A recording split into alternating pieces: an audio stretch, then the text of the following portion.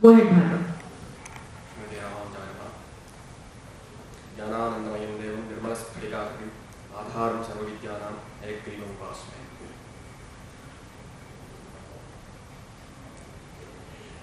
I think I have to stick by these voices from the ground. So, I'm not going to elaborately explain on what His Highness P.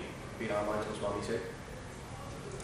And I just want to highlight a few things which are taking place at the grassroots. First of all, whatever I am going to say, it might sound to be informal for a few people, but I would like to put forth my views very precisely and realistically. There is a lot of difference between the offerings which we do in a temple. Few people offer to the hundi and few people offer to the plate, Mangalarti Tatte, to be specific in Kannada.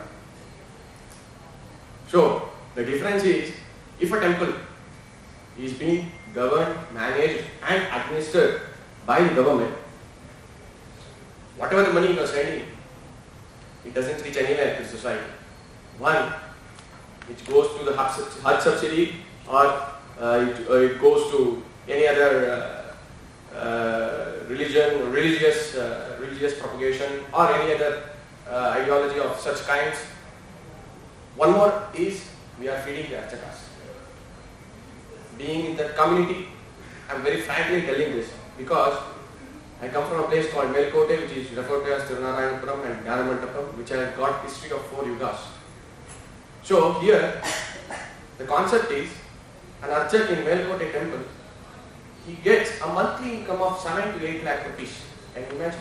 A monthly income of 7 to 8 lakh rupees per month.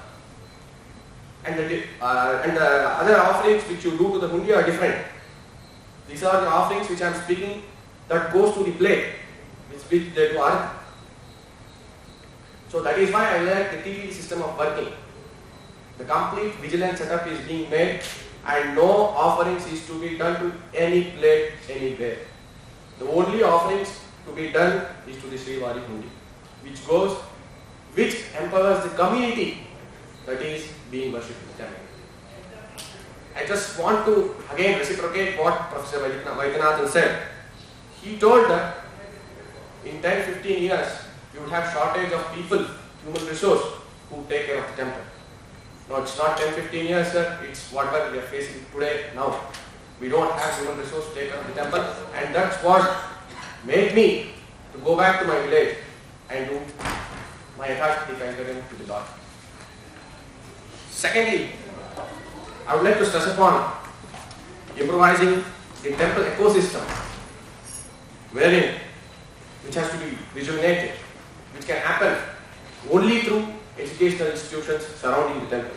For example, in Melukote, we have a Sanskrit Pathshala, which is 120 years old, and it is the second oldest Sanskrit Pathshala in India. It is being associated with the temple building itself. But it is so painful to see that no work is being taken place. No offense, because I want to be really frank and realistic. Because initially I was very interested to speak on the legal issues and the constitutional part of this program, because I am pretty inclined to that. But Kiran requested me to speak out on the grassroots level realities at the micro level, because one needs to understand, because there are so many people, experts, intellectuals, who can analyze this to prepare a model or a good governance model or a kind of administration model or whatever. But one needs to understand the realities at the micro level. So, from here on I will be very specific.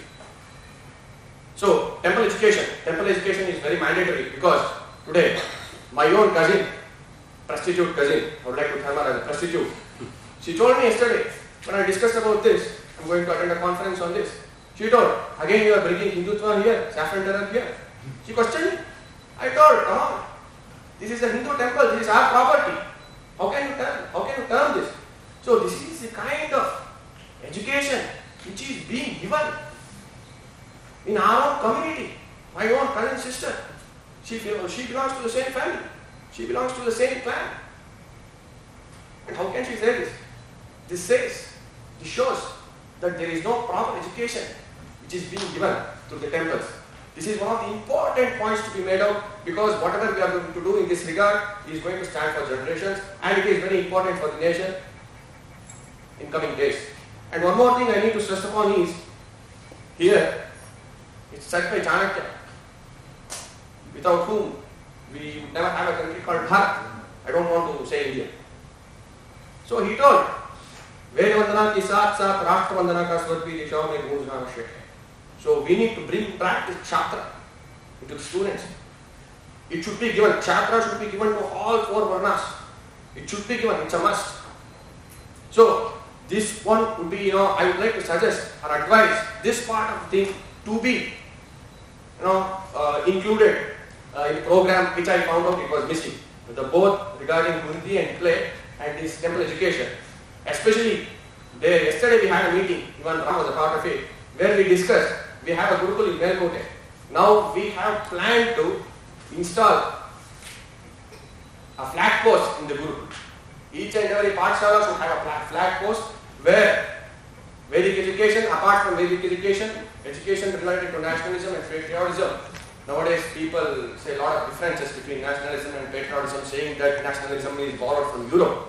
So whatever you call it as, whatever you term it as, it should be included. And one more thing which I wanted to specifically tell here is the Sampradayam fights. Those people who are living in the fool's world, they say, especially to illustrate with this example, there are two kinds of Sampradayams which they say, I need only denominations. Of course, there are Sampradayams, if we go deep into it, we understand it, but in this modern day, there are few people who are meant only to fight. So those people say, it depends on the denomination, the kind of symbol we put on our forehead and which is put on the forehead of the Lord. They say it's Vadakale, Dengali. A lot of fights. There are fights in Kanchipuram, there are fights in Sri Lanka, and compared to that, fight in Melukote is very small. And this is, I am stressing on it because this was also presented in the concept in which Kiran had forwarded me yesterday. So he had illustrated about this because there has been 14,000 cases with regard to these two sects. 14,000 cases in the High Court of Karnataka, High Court of Madras, even in the High Court of Mumbai. In the newly built temple, they have built a new temple in Mumbai.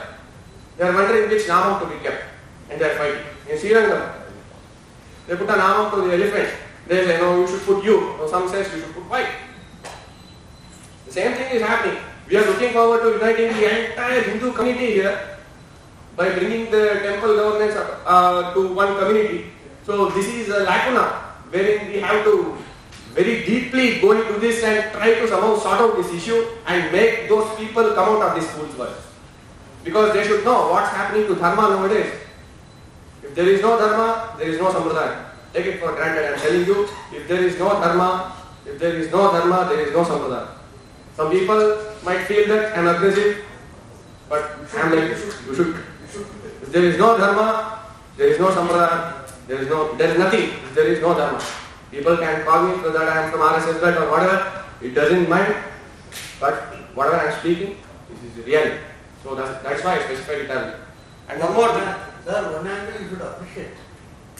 They are only quarreling and going to court. They are not killing each other.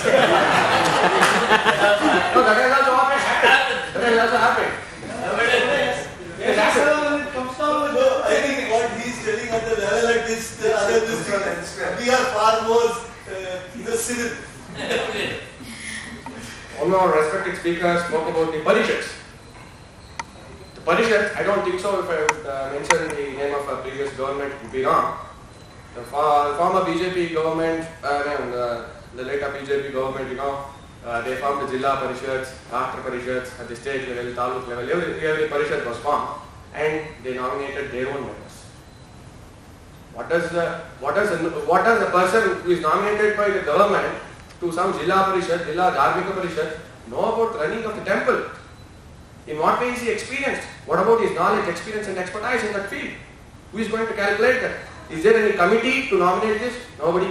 Everything lies in the hands of endowment minister Or he says, he passes an order, that's the problem with the working of a system, he passes an order to the Environment Commissioner and he says he should be remembered. Taking only 2 minutes, sorry. Because everybody has ruled out the leader and I would like to do that. New sampradaya.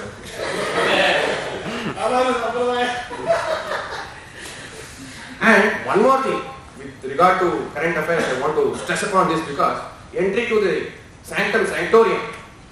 People nowadays, a lot of news channel debates that she should not enter the temple, we should not enter the temple.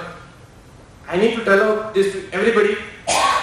I am purely in Vaidikam, I do all kinds of kainkaryams to the Lord in Melukote, and I say that I cannot enter the temple sanctorium, Garbhagraham, I cannot enter it because certain procedures and protocols are there in our dharma and we have to abide by it and I am bound by it.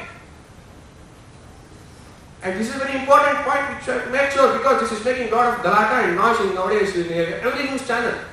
And everybody is trying to take advantage of this issue and they demean and they disrespect our dharma.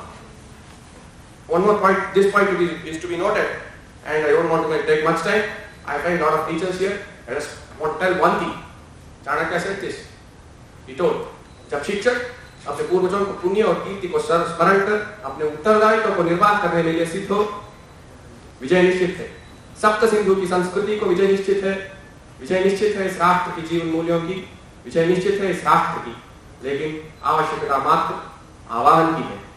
Let's all fight together to get all these temples out of government control, and I would request a big round of applause to the entire team who is fighting for this, because tomorrow my cousin might say, Namma Devasthana is on Bitcoin Purana, allu enadu bere enadu katkolli Gurudwara Masjid. Thank you. Jai Shri Ram, Jai Bharat. Thank you.